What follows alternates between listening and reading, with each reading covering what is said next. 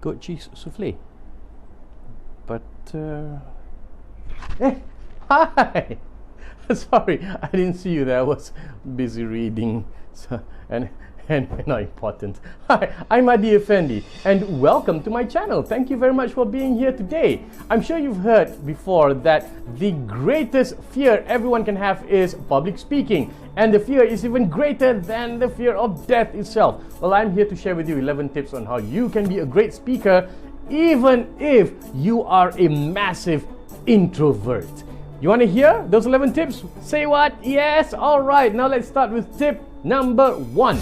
Preparation is key. Research and plan. Good presenters stick to what they know, but great presenters research what they need to convey their message. Know your audience, know your guests, know your topic. Always prepare. Now, I'm sure that when you talk, you will be speaking on something that you are familiar with, on a topic you're familiar with, but you would like to tailor it to suit your audience needs. So do a bit of research and plan. Tip number 1, preparation is key. Tip number 2, think positive. Now, this is very important, especially those first-timers out there who's never been up on stage. Always tell yourself, I can do this. I can do this. I can do this. I can do this. Planting positive ideas in your head helps create the mood within you, even if you don't believe it. But if you keep on repeating saying it, it will affect you subconsciously. And now, if you are religiously inclined, start with a prayer. If you believe in lucky objects, bring it with you as well. It could be a rabbit's foot, it could be a lucky charm, whatever. I know a friend who always wears this one particular color of underwear every time before he goes on stage because it calms him down. Whatever works, man, whatever works. So remember, tell yourself that you can do this. Think positive. That's tip number 2. Tip number 3, invest in your audience. Think about what your audience wants to hear. Don't just go about thinking that you want to talk about something that you want to talk about without even caring whether the audience is interested in it or not. So always think about what your audience wants to hear. Now, if you are supposed to speak at 9 o'clock, it would be a good idea for you to come an hour earlier so that you can mingle around with them, do a bit of crowd interaction, get to know them a little bit, listen to their comments, and then you can add a bit of what is currently happening when you go up on stage and you talk. So always invest in your audience. That's tip number 3. Tip number 4, get comfortable with the environment. Check out the location where you will be speaking before the event happens. Is it going to be in an outdoor space? Is it going to be an indoor area? Is it going to be in a ballroom? Is it going to be in a small room? Now, do all this so that you can familiarize yourself with the environment. One thing that I would like to do is I would like to come earlier and walk the stage. You know, when they're still settling down, someone's still outside chit-chatting, whatever it is, I will go up on stage and I will walk from one end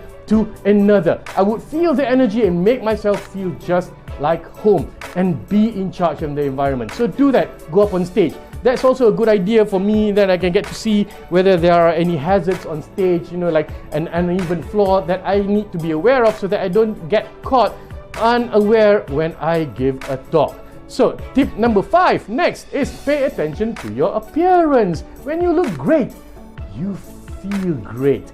How you dress is a key confidence booster. Audiences will initially judge you based solely on your appearance. So make an effort to dress in a way that conveys the message that you want to convey. And now, it doesn't mean that every time you talk you have to wear a 3-piece suit. It all depends on the environment, the audience, what kind of events, and what kind of topic you're going to talk to.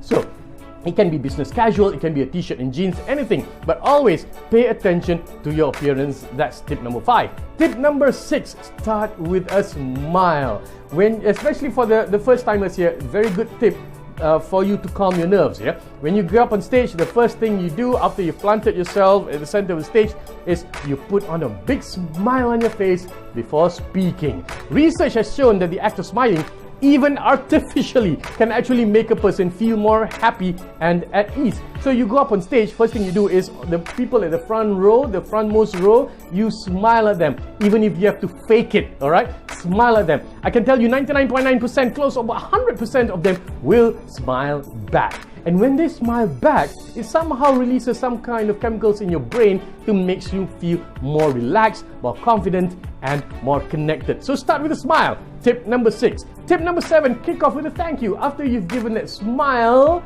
after you've given that beautiful, beautiful smile, show appreciation to your audience. They took time off to be at the event. Nothing, absolutely nothing makes you stand out better than showing appreciation to the audience just for being there. And then invite them to clap. You can start off something like this. Hi, I'm Adi Effendi. Thank you very much for being here today. You're all champion, and for taking time off a busy schedule, you all deserve a big round of applause. You'll see them, they will respond and they will clap, and they will make you feel more at ease. So kick off with a thank you. Tip number 8, pace yourself. Do not rush. Take your time. Plant your feet, smile, and then take deep breath before starting. And then talk slowly. Pause between sentences. This technique helps calm nerves. When you speak very fast, you get very nervous. So, pace yourself, yeah? Do not rush. Remember, that's tip number 8. Tip number 9, engage your audience. Get audience to participate. Ask questions. You've seen a lot of speakers do this all the time. They go around starting off with, anybody here from Johor Bahru, make some noise, and then you get people clap, yay! Hey, this is actually my first time being in this talk.